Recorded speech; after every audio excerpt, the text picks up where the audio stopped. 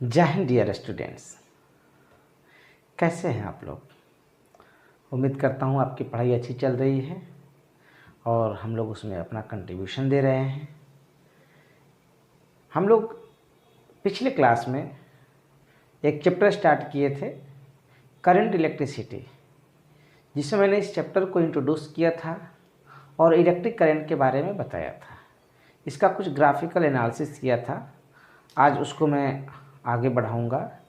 इससे पहले मैं वंस अगेन आपको एडवाइस करता हूं कि आप पेन पेपर लेकर रेडी हो जाइए और अच्छे से नोट्स को बनाइए। एक एक पॉइंट को ऑब्जर्व करिए, क्योंकि जैसे ही ये पूरा लेक्चर फिनिश होगा मैं आपसे एक बात कहूँगा कि आप जाइए, जितनी भी आपको बुक्स मिले आप उसको बनाइए और वो बनेगा। ये तभी हो पाएगा जब आप लोग पूरे लेक्चर को ध्यान से बनाएंगे, एक एक पॉइंट को देखेंगे और नोट्स तैयार करेंगे। चलिए देखिए, पिछले क्लासेस में मैंने बताया था इलेक्ट्रिक करंट का एक एक्सप्रेशन था I is equal to delta Q by delta T। ये तो याद ही होगा। अब मैं कह रहा हूँ कि इलेक्ट्रॉन फ्लो हो रहा है और इलेक्ट्रॉन फ्लो हो रहा है तो इलेक्ट्रॉन क्वांटाइज होगा। n इलेक्ट्रॉन फ्लो हो रहा है, किसी क्रॉस सेक्शन से delta n number of electron flow हो रहा है डेल्टा t टाइम में, तो उसको हम लोग कैसे लिखेंगे? तो इस टोटल चार्ज के एक्सप्रेशन को हम लोग लिख सकते हैं delta n into E by delta t। Means हम ऐसे चाहें तो लिख सकते हैं delta n by delta t into E। E be the electronic charge and delta n be the number of electron flown in time delta t। अब ऐसा है कि दोनों चार्ज इलेक्ट्रॉन और प्रोटॉन अगर फ्लो करे तो भी तो इलेक्ट्रिक करंट डेवलप होगा। तो उस केस में इस एक्सप्रेशन को हम लोग कैसे लिखेंगे? मैं लिखता हूं when electron and proton flow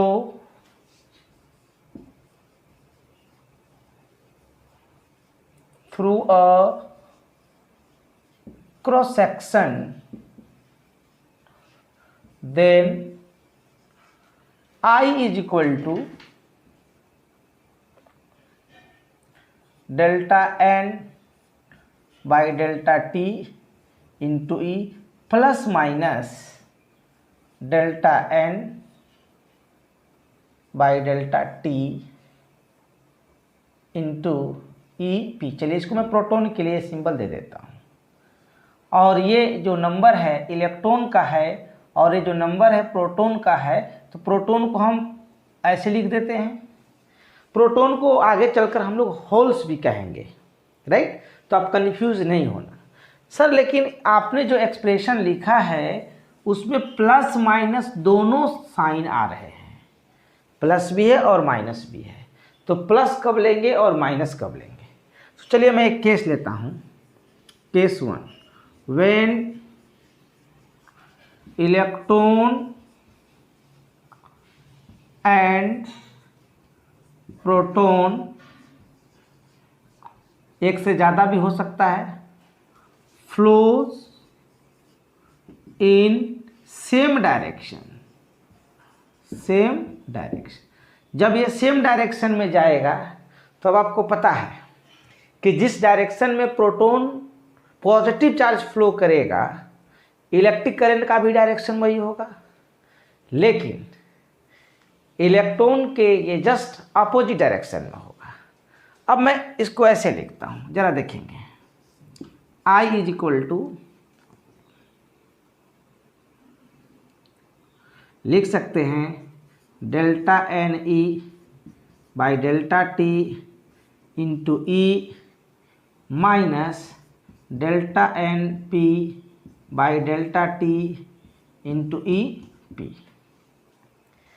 यह है टोटल नंबर ऑफ इलेक्ट्रॉन, यह है total number of proton flown in delta time T. और ये इलेक्ट्रॉनिक चार्ज को बता रहा है, ये प्रोटॉन के चार्ज को बता रहा है। सर ये नेगेटिव साइन है। मैं ऐसा माना हूँ कि इलेक्ट्रॉन के वजह से जो करंट फ्लो हो रहा है उसका डायरेक्शन पॉजिटिव है, और प्रोटॉन के वजह से जो करंट फ्लो हो रहा है उसका डायरेक्शन नेगेटिव है। तो मैंने लिख दिया। अब ओवरऑल अगर नेगेटिव आ जाए सॉल्यूशन इसका, तो हम कहेंगे कि नेट करंट प्रोटॉन के फ्लो के डायरेक्शन में है, राइट। अब दूसरा केस में लेता हूं, case 2, when electron and proton flow in opposite direction. तब हम आई का एक्सप्रेशन कैसे लिखेंगे भाई? Delta N E by delta T into E plus delta N P by delta T into E P, right.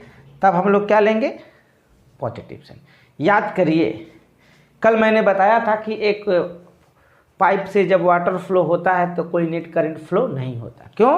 क्योंकि जितना नंबर ऑफ इलेक्ट्रॉन फ्लो करता है उतना ही नंबर ऑफ प्रोटॉन, तो दोनों के चार्जेस का मैग्नीट्यूड तो सेम होते हैं। इसमें रखिए तो नेट करंट क्या आ जाएगा?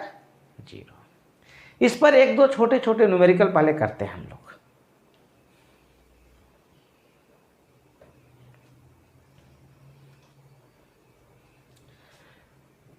इधर डायग्राम में दिया हुआ है कि फ्रॉम लेफ्ट टू राइट किसी क्रॉस सेक्शन से, किसी हाइपोथेटिकल प्लेन से 10 प्रोटॉन फ्लो किया है, और इधर from right to left 3 electron flow किया है, और इस इतने प्रोटॉन और इतने इलेक्ट्रॉन को क्रॉस करने में जो टाइम लगा है वो 2 सेकेंड लगा है इस क्रॉस सेक्शन से। तो मेरे से पूछ रहा है, मतलब कि इसी 2 सेकेंड में ये 10 प्रोटॉन इधर से इधर क्रॉस किया है, और इसी 2 सेकेंड में 3 इलेक्ट्रॉन इधर से इधर क्रॉस किया है।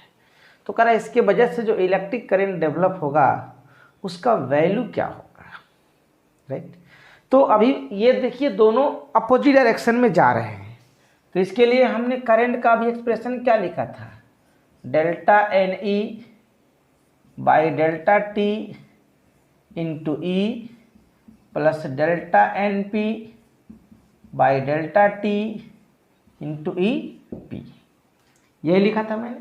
चूँकि मैं इसका सिंबल इसलिए यूज कर रहा हूँ, हो सकता है कि यहाँ प्रोटॉन के जगह अल्फा पार्टिकल हो जाए, कोई दूसरा भी चार्ज पार्टिकल हो, तो इसी तरीके से हम उसको सोल्व करेंगे। चलिए रखते हैं भाई। कितना प्रोटॉन है? 10। कितना टाइम लिया है? 2 सेकेंड इंटू इसका वैल्यू कितना था? 1.6 इंटू 10⁻⁻19 कूलम, प्लस यहाँ से ये गलत लिख दिया मैंने, ये इधर हमको इलेक्ट्रॉन के एक्सप्रेशन को लिखना था। 3 इलेक्ट्रॉन गए हैं, और इधर जरा देखेंगे कितना प्रोटॉन गया है? 10/2 इंटू 1.6 इंटू 10⁻⁻19। अगर इलेक्ट्रिक करंट है तो इसका एसआई यूनिट के साथ लिखेंगे एम्पियर, क्योंकि ये हो जाए कूलम्ब पर सेकेंड, और उसको हम लोग क्या कहेंगे? एम्पियर। जरा इसको सिंप्लीफाई करते हैं, ये कितना हो जाएगा? 5, ये हो जाएगा 1.5, मतलब 6.5 इंटू 1.6 इंटू 10⁻⁻19 एम्पियर। ये रहा आपका रिक्वायर्ड करंट, राइट। चलिए और भी कुछ क्वेश्चन देखते हैं। इस तरह के बहुत सारे क्वेश्चन हो सकते हैं। अगर ये दोनों सेम डायरेक्शन में होता तो क्या लेते हैं? नेगेटिव साइन लेते। ऐसे क्वेश्चन हो जाएंगे। अब चलिए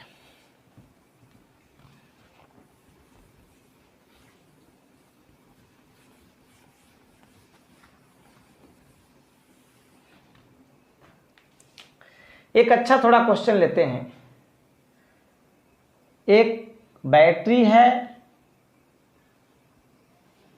ये उसका पॉजिटिव टर्मिनल है, उसका नेगेटिव टर्मिनल है, और इसके पोटेंशियल डिफरेंस डेल्टा वी है पोटेंशियल डिफरेंस, और ये बैटरी एक कैपेसिटर से कनेक्टेड है इस तरीके से, और कैपेसिटर प्लेट्स के बीच का सेपरेशन d है, और इसका एरिया या हम कह देते हैं ये स्क्वायर प्लेट है, square plate of length L। Area के फॉर्म में भी दे सकता है, ऐसे भी इस क्वेश्चन को दे सकता है। सर ये तो कैपेसिटर का मैटर हो गया है, आप इधर क्वेश्चन दे रहे, हाँ इधर भी इलेक्ट्रिक करंट निकालने के लिए क्वेश्चन पूछेगा। अब जरा देखेंगे, एक इधर फ्लूइड है ऐसे इस तरीके से, कोई लिक्विड है और जिसका डाई इलेक्ट्रिक कांस्टेंट K है, डाई इलेक्ट्रिक कांस्टेंट K है, और ये जो सेटअप है, ये अरेंजमेंट है, ये नीचे के तरफ आ रहा है V0 वेलोसिटी से। तो नीचे के तरफ V0 वेलोसिटी से जब आ रहा है तो मेरे से पूछ रहा है कि फ्रॉम फिगर शोन एक्चुअली ये इनिशियली जो कैपेसिटर था ये स्टेडी स्टेट में था, राइट, बिल्कुल स्टेडी स्टेट में था। अब इसको मैंने ऐसे रखा। अब जरा देखेंगे तो from figure shown find current flown in circuit, किसके वजह से हुआ भाई? ये जो कैपेसिटर इस लिक्विड में आने लगा उसके वजह से करंट डेवलप हुआ है। क्वेश्चन क्लियर है? दो पैरेलल प्लेट है, पैरेलल प्लेट कैपेसिटर फिक्स रहता है, ऐसा नहीं कि उसके बीच के सेपरेशन को चेंज करेंगे। उसको एक बैटरी से जोड़ दिया गया है, अब उसको तेजी से एक लिक्विड में लेके जा रहे हैं, बैटरी से जोड़ा गया है, वो पूरी तरह से कैपेसिटर चार्ज है। लेकिन जैसे ही उसको लेके जा रहे हैं तो कह रहे कि अब बताओ कि सर्किट में कितना करंट फ्लो होगा। इसका मतलब कि ये इधर फ्लूइड में आ रहा है, हमको करंट चाहिए, तो करंट का तो सिंपल डिफिनीशन मैंने क्या बताया था, I is equal to dq/dt, यही बताया था ना सर। लेकिन dq आपको q निकालने का तरीका पता है, q into C into delta we, ये कांस्टेंट है, बैटरी का पोटेंशियल डिफरेंस है। सर एक बात बताइए, जब ये पूरी तरह से चार्ज हो गया है तो अब कैसे करंट डेवलप होगा? इनफैक्ट मैं बात करूं कि जैसे ही ये इस लिक्विड में एंटर किया, इस पर जो चार्ज है वो वैरी करने लगा टाइम के साथ। इसका मतलब टाइम के साथ अगर चार्ज वैरी करने लगा तो ऑब्वियस है कि वहाँ करंट डेवलप होगा। क्यों डेवलप किया, क्यों वैरी किया? क्योंकि इसका कैपेसिटेंस अब वैरी करेगा। जरा मैं सिंबल दिखाता हूँ, इधर एक डायग्राम बना के, ये इसको मैं इनलार्ज कर देता हूँ। ये आपका रहा कैपेसिटर, एक कैपेसिटर है। अब कोई पूछेगा इसका कैपेसिटेंस क्या होगा, तो हम लिखेंगे A/ε0/d। लेकिन अब इसके अंदर एक लिक्विड एंटर कर चुका है इस तरीके से। मैं मानता हूं कि ये तो पूरा एंटर करा जाएगा। किसी इंस्टेंट पर ये x डिस्टेंस ये लिक्विड ऊपर चढ़ गया है, और अब हम देख रहे हैं कि ये कैपेसिटर दो कैपेसिटर में कन्वर्ट हो चुका है।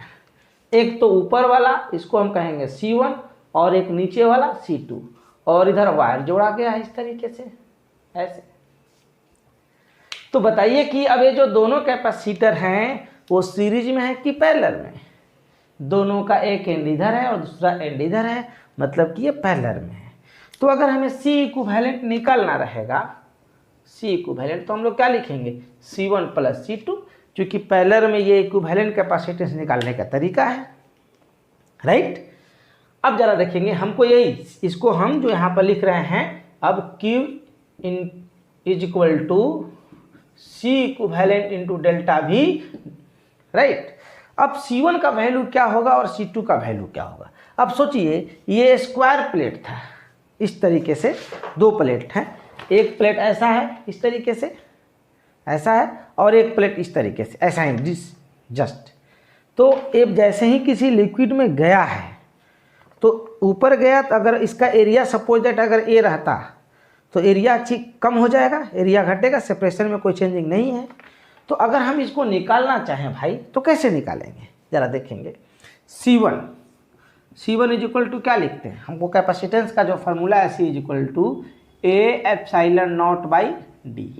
तो ये बराबर क्या हो जाएगा, तो पूरा देखो इसका जो लेंथ और विड्थ दोनों सेम है, तो ऊपर इसका कितना गया है x और लेंथ कितना l, तो एरिया क्या हो जाएगा l। हम C1 को निकाल रहे हैं तो x एंटर यहाँ से कर चुका है, यहाँ से यहाँ का लेंथ कितना है भाई l, तो लेंथ बचा कितना l माइनस एक्स। तो एरिया के लिए क्या लिखेंगे हम लोग l into L minus X into epsilon naught by D. हमें वैल्यू मिल चुका है C1 का। C2 निकालना चाहें, इस वाले कैपेसिटेंस को निकालना चाहें तो बोलो क्या लिखेंगे, ये x है, इसका लेंथ l है, तो क्या लिखेंगे l इंटू एक्स, एरिया मिल चुका है, into epsilon naught by D. लेकिन इसका डाई इलेक्ट्रिक कॉन्स्टेंट भी क्वेश्चन में दिया हुआ है जो क्या है k, तो हम वो भी लिख देंगे। मतलब दोनों कैपेसिटर का कैपेसिटेंस मिल चुका है। सो C इक्विवेलेंट बराबर हम लोग निकाल सकते हैं, कितना हो जाएगा भाई L into L minus x epsilon naught by D plus L into X epsilon not के बाई डी। तब तो हमें Q का भी वैल्यू मिल जाएगा, Q का वैल्यू मिल जाएगा L into L minus X into epsilon naught by D plus L into X epsilon naught into K by D into delta V। अब मेरे को क्या चाहिए करंट I, तो हम इसको क्या करेंगे डिफ्रेंशिएट करेंगे dq बाई dt। चलिए क्या क्या वेरिएबल है ज़रा देखेंगे। ये कांस्टेंट है, इसमें सिर्फ और सिर्फ x वेरी कर रहा है, जो लिक्विड में ये प्लेट एंटर कर रहा है वो वाली लेंथ। तो चलो इसको डिफ्रेंशिएट करेंगे, ये वाला सब टर्म तो कांस्टेंट है, तो इसको हम डिफ्रेंशिएट करेंगे तो क्या मिल जाएगा, इसको हम लिखते हैं L by D into epsilon not. L constant है, इसका डिफरेंशियल कोएफिशिएंट क्या हो जाएगा 0 एंड लिखेंगे माइनस dx बाई dt, चूँकि L कांस्टेंट था तो 0 हो गया, प्लस L एप्सिलॉन नॉट के बाई डी, और यहाँ पर भी क्या लिखेंगे हम लोग dx बाई dt इंटू क्या हो जाएगा डेल्टा V। चलिए अब जो हमें दिख रहा है dx बाई dt, ये dx बाई dt क्या है v नॉट है, तो चलो सबका हम वैल्यू रख देते हैं। तो क्या हमको मिल जाएगा L by D epsilon naught into delta v। ये कॉमन वाले टर्म को मैंने बाहर ले लिया, अंदर में क्या बचा हमको ये minus v naught plus k into D X by D T V naught. Once again इसको अगर हम लोग सिंप्लीफाई करेंगे तो हमको मिल जाएगा L epsilon naught into delta V into V naught by D, bracket में ये हो जाएगा k माइनस 1। अब ज़रा सोचो अगर ये हवा में चलता, कोई मटेरियल नहीं होता, वैक्यूम होता, तो k का वैल्यू क्या हो जाता 1, कोई भी करंट डेवलप नहीं होता है। मतलब ये किसी मटेरियल में जब एंटर किया जिसका अपना रिलेटिव परमिटिविटी था, जिसका डाइलेक्ट्रिक कांस्टेंट था, उसके वजह से यहाँ पर इलेक्ट्रिक करंट डेवलप हुआ है। इस आंसर को मैं बाहर में भी लिख देता हूँ, इधर करके लिख देता हूँ। जो हमको रिजल्ट मिला I बराबर, वो मिला है L epsilon naught delta V into V naught by D into K minus 1। बड़ा इंपॉर्टेंट रिजल्ट है और इस तरह के क्वेश्चन आपसे पूछे जाएंगे। चलिए अब हम लोग अगला टॉपिक लेते हैं करंट डेंसिटी।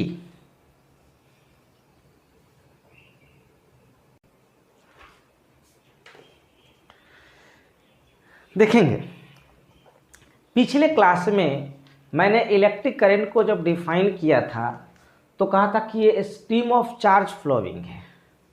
तो मैंने क्या लिया था कि एक इस तरह से सरफेस लिया था, राइट। और ये जो सरफेस था, ये जो चार्ज का स्ट्रीम है, जो इसका डायरेक्शन है, ये उसके जस्ट परपेंडिकुलर था, सरफेस, राइट। तो अब जरा बताइए कि मैं अगर इसके सरफेस एरिया को बढ़ाऊं, जैसे करंट तो फ्लो होगा, तो मैंने करंट के लिए कल लिखा था I = delta Q by delta T, यही लिखा था एक्सप्रेशन। अब उसी डेल्टा टी टाइम में यहाँ इस सरफेस से जो चार्ज क्रॉस कर रहा है, अगर मैं इसको छोटा कर दूं, इसके सरफेस एरिया को कम कर दूं, तो क्या बोलो ये डेल्टा क्यू का वैल्यू वही रहेगा कि कम हो जाएगा? डेफिनेटली कम हो जाएगा। और छोटा कर दूं और कम हो जाएगा, इसको बढ़ा दूं तो और बढ़ जाएगा। इसका मतलब कि जो हम इस सरफेस एरिया को ले रहे हैं, जहाँ से चार्ज पास कर रहा है, अगर हम उसके एरिया को चेंज कर रहे हैं तो उससे फ्लो होने वाला करंट का वैल्यू भी चेंज हो रहा है। तो इस फिनोमेना को एनालिसिस करने के लिए हम लोग एक नए फिजिकल क्वांटिटी को इंट्रोड्यूस कर रहे हैं, जिसका नाम है करंट डेंसिटी, राइट। अब कैसे इसको डिफाइन करेंगे? एक्चुअली करंट डेंसिटी एक वेक्टर फिजिकल क्वांटिटी है और ये डिफाइंड है कि पर यूनिट नॉर्मल एरिया कितना चार्ज पास कर रहा है, कितना चार्ज पास कर रहा है पर यूनिट टाइम, या हम दूसरे शब्दों में कहेंगे कि पर यूनिट नॉर्मल एरिया किसी क्रॉस सेक्शन से कितना करंट पास कर रहा है, that is called current density. तो मैं कहता हूं कि चलिए भाई, एक छोटा सा एरिया स्मॉल है, इसका सरफेस एरिया है डेल्टा एस, और उस टाइम में इससे कोई चार्ज पास किया जिसके वजह से करंट डेवलप हुआ delta I. So current density J is defined as delta I by delta S. याद रहे कि ये जो हमने सरफेस एरिया लिया है वो परपेंडिकुलर है, तो हम इसको लिख सकते हैं it is a vector physical quantity and defined as current passing per unit normal area। और आपको बता दें कि एरिया वेक्टर भी हम लोग बोलते हैं, इसके बारे में भी हम लोग बात करेंगे। चलिए, अब चलो भाई, ऐसे हमने डिफाइन कर दिया, तब तो इसका डायरेक्शन क्या होगा? So it is directed in the direction of flow of positive charge while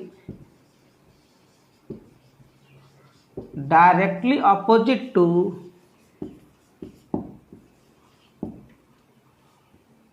the flow of negative charge.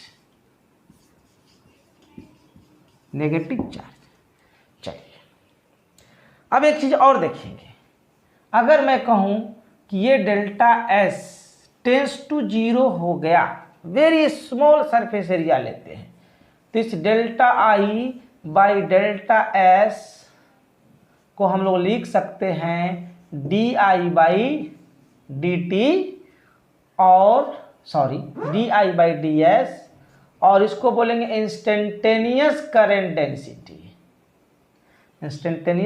Density. और ये वेक्टर है तो इसका हम डायरेक्शन भी इस तरह से लिख सकते हैं। अब डायरेक्शन निकालना हम लोग सीख चुके हैं। देखेंगे, जब ये सरफेस इस स्ट्रीम के ऐसे नॉर्मली जा रहा था तो हमने करंट डेंसिटी को इस तरीके से लिखा है, राइट। अब क्या है कि ये नॉर्मली ना होकर के इस तरह से किसी एंगल पर है। अब चार्ज इसको नॉर्मली हिट नहीं कर रहा है, तो हमको इसका नॉर्मल सरफेस एरिया चाहिए। तो एरिया वेक्टर की हम बात करें, अगर ये हमारा एरिया सरफेस है जिसका सरफेस एरिया डेल्टा एक्स है, और इसका एरिया वेक्टर तो इस पर क्या डालते हैं हम, नॉर्मल। तो इस पर मैंने एक नॉर्मल डाल दिया, जिसको हमने कहा कि delta A vector, delta A vector मतलब कि इसको हम एरिया वेक्टर से रिप्रेजेंट कर दिए। लेकिन हमको तो इसके अलोंग चाहिए, तो इसके अलोंग क्या हो जाएगा भाई, तो इसका जो वैल्यू है हम लिखेंगे ए कॉस थीटा, किसके डायरेक्शन में, इसके डायरेक्शन में। तो चलो हम इसको एन कैप कह देते हैं, हम चलो इसको भी मान लेते हैं कि ये एन कैप है, ये एन कैप है, राइट। यूनिट वेक्टर बता रहा है। अब ए का वैल्यू बोलो कितना लिया था मैंने, डेल्टा एस, तो क्या लिखेंगे, delta S cos theta into N cap. अब हम फिर से इसके लिए अगर करंट डेंसिटी को डिफाइन करें जे वेक्टर, तो बोलो क्या लिखेंगे, delta I by delta S into cos theta, क्योंकि हमको कौन सा चाहिए, नॉर्मल एरिया चाहिए। सो यहाँ फिर से अगर हम निकालना चाहें तो delta I is equal to magnitude के फॉर्म में लिखते हैं J into delta S cos theta. अब आपको ज़रा देखो, ये एक वेक्टर का मैग्नीट्यूड है और ये दूसरे वेक्टर का मैग्नीट्यूड है, और ये दोनों के बीच का एंगल क्या था, थीटा। तब तो इसको वेक्टर के फॉर्म में भी हम लोग लिख सकते हैं, J dot delta S vector, या अभी हमने इसी डेल्टा एक्स वेक्टर को, इसी को मैंने ए वेक्टर भी कहा था, ठीक। सो हमें इससे क्या मिला, करंट मिला। अगर इसको हम एलिमेंट्री फॉर्म में लिखना चाहें, D I is equal to J vector dot D S vector, और अगर इसको हम इंटीग्रेट कर देते हैं तो टोटल करंट मिल जाएगा I is equal to J dot D S. Means कि करंट डेंसिटी और एरिया वेक्टर दोनों के डॉट प्रोडक्ट क्या देगा, electric current flowing through the surface. और हम एलिमेंट लिए हैं, अगर हमको पूरा का पूरा करंट चाहिए तो हम इंटीग्रेट कर देंगे और हमको ए रिजल्ट मिल जाएगा। अब तो भाई यूनिट की भी बात होगी कि इसका यूनिट क्या होगा, हमने यूनिट नहीं बताया। यूनिट तो हम लोग यहाँ से भी निकाल सकते हैं। बोलो ये क्या है, एम्पियर, और एरिया का एसआई यूनिट क्या होता है, मीटर। तो हम कह सकते हैं it's SI unit is, it's SI unit is ampere per metre square. अब इस पर बेस्ड हम छोटे छोटे दो न्यूमेरिकल करते हैं।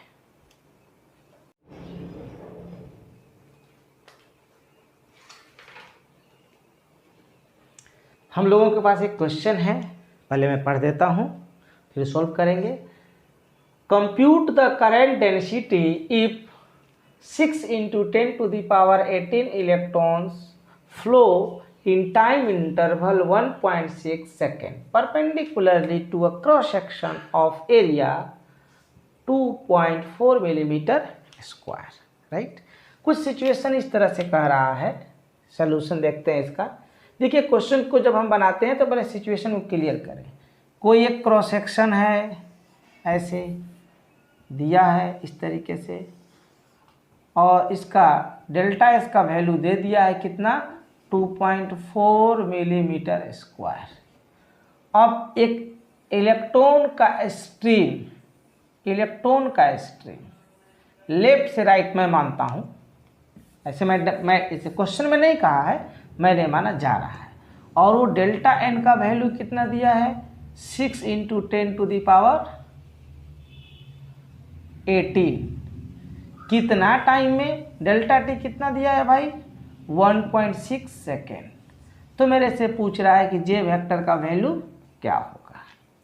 सबसे पहले एक इलेक्ट्रॉन है, नेगेटिव चार्ज है, तो डायरेक्शन तो हम लोग निकाल ही सकते हैं। इसका डायरेक्शन किधर हो जाएगा, from right to left. Direction वाला काम क्लियर हो चुका है। चलिए अब जे हम लोग करंट डेंसिटी का डेफिनेशन लिखते हैं। जे इज इक्वल टू क्या होता है, delta I by delta S. लेकिन सर डेल्टा आई तो नहीं दिया हुआ है, तो डेल्टा आई तो निकालना मैंने अभी सिखाया। डेल्टा आई बराबर क्या था भाई, delta N by delta T into E. लो जी, तब तो जे का भी वैल्यू हम लोग निकाल सकते हैं। बोलो इसका इसके जगह पर रख देते हैं तो हमको क्या मिलेगा, delta N by delta T into E into 1 by delta S. चलो सबका वैल्यू रख देते हैं, सबको हम ऐसा यूनिट में रखेंगे, राइट। डेल्टा एन का वैल्यू 6 इंटू 10⁻18, डेल्टा टी का वैल्यू 1.6 सेकेंड, इलेक्ट्रॉनिक चार्ज का value 1.6 into 10⁻19 coulomb, right. And 1 by S का वैल्यू जरा देखेंगे, मिलीमीटर स्क्वायर में है तो 2.4, और मिलीमीटर के जगह पर अगर हम लोग लिखना चाहें तो कितना हो जाएगा, 10⁻³ मीटर का स्क्वायर। चलो इसको सोल्व कर लेते हैं हम लोग। अच्छा, एसआई यूनिट में सब कुछ हम लिखे हैं तो इसका हो जाएगा एम्पियर पर मीटर स्क्वायर। चलो सोल्व करो, इसके साथ ये कैंसल और इसके साथ ये कैंसल, 0.4 टाइम्स, तो ऊपर जाएगा ये क्या हो जाएगा, ये कितना है 18 और एक ऊपर और जाएगा तो 19, ये वाला टर्म खत्म, तो ये कितना हो जाएगा, ऊपर में 1/4 into 10⁻⁻6 ampere per metre square. अगर इसे हम लोग सोल्व करते हैं तो 0.25 into 10⁻⁻6 ampere per metre square हमारा आ गया आंसर। अगर इसको वेक्टर के फॉर्म में लिखेंगे तो क्या हो जाएगा, फ्रॉम राइट टू लेफ्ट। एक और छोटा सा क्वेश्चन लेते हैं।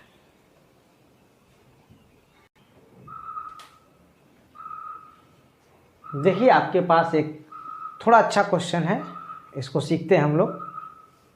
Suppose current density through a circular cross section of radius r varies with radial distance r as j is equal to a into r square, जहाँ r ये small r capital R से छोटा है या उसके बराबर है, where a be the positive constant, then find net current passing through the wire। जरा सिचुएशन को देखेंगे हम लोग।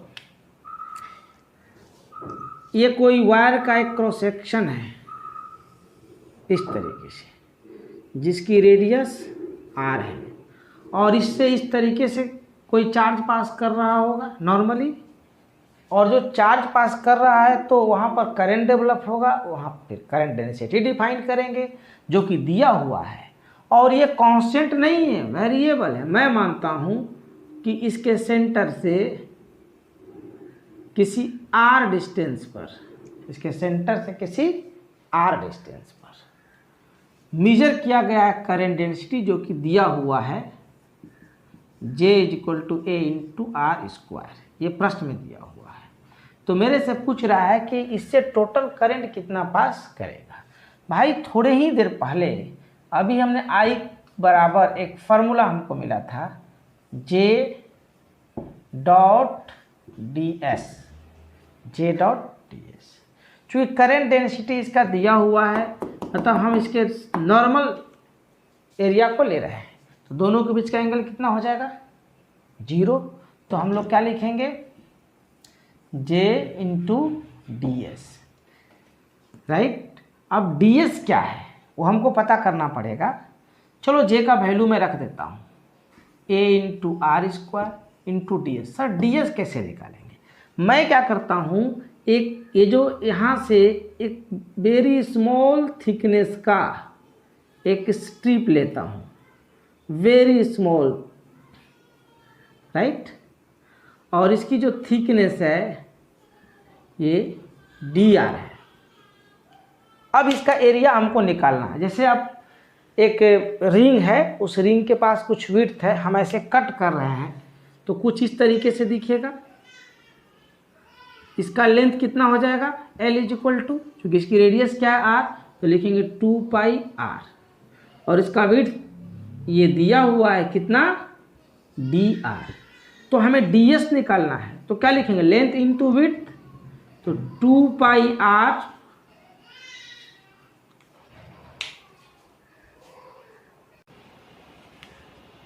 देखेंगे। अब मैं ये जो आपको एक स्ट्रिप दिख रहा था उसको मैंने कट करके सीधा कर दिया। अब इसका ds या dA मैं निकालना चाहता हूँ, पहले भी ये टेक्निक बता चुका हूँ। तो क्या लिखेंगे, ए पूरा लेंथ 2 पाई r इंटू विड्थ कितना हो जाएगा, dr, राइट। सो अब हम करंट निकाल सकते हैं। जे का वैल्यू कितना है, AR² इंटू 2 पाई r इंटू dr। लिमिट कहाँ से कहाँ तक, तो सेंटर से चलकर इस सरकमफ्रेंस पर आएंगे, तो 0 से r। चलो जो कांस्टेंट है उसको बाहर ले लेते हैं। ए कांस्टेंट है, 2 पाई कांस्टेंट है, a into 2 pi r² into r हो जाएगा r³ into dr 0 to r। अब इंटीग्रेशन तो हमको आता ही होगा, x power n into dx को हम लोग क्या लिखते हैं, x power n+1 by n+1। यहाँ n की जगह पर क्या है, 3, तो हम लोग लिख सकते हैं a into 2 pi r⁴/4 limit 0 to r। सो इसको सोल्व कर सकते हैं हम लोग, हमको मिल जाएगा a π/2 इंटू r⁴। ये रहा हमारा total current passing through the cross sectional area जो सर्कुलर शेप में है। ओके, अब नेक्स्ट क्लास में हम लोग सीखेंगे microscopic view of electric current, जहाँ ड्रिफ्ट वेलोसिटी के बारे में चर्चा होगी, जहाँ ओम्स लॉ का चर्चा होगा, उसका लिमिटेशन का चर्चा होगा, और बहुत ही इंपॉर्टेंट क्लास है आज। Okay, thank you.